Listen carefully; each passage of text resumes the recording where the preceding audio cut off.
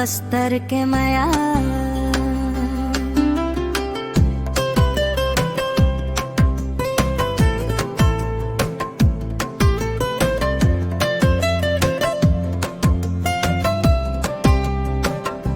बस्तर के जंगल महके बिहान, इंद्राती गाथे महके गान। महुआ के डारी फूल मुस्काए, मोर धरती माया दिल्ला भाई। मांदर के थाप मंगावन गंगा, गरमा के सुरमा हर मन झुबा। बस्तर के माया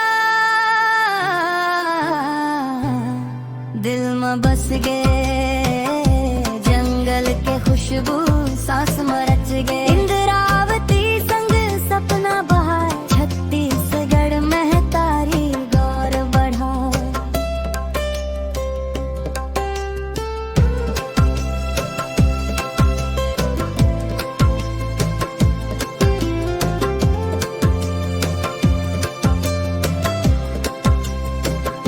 साल के डारा छैया देथे, गाँव के बोली मन ला भाए। धरती के रंग में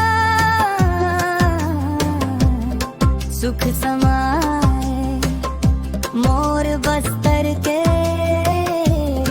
शान बहाए। जय जोहार।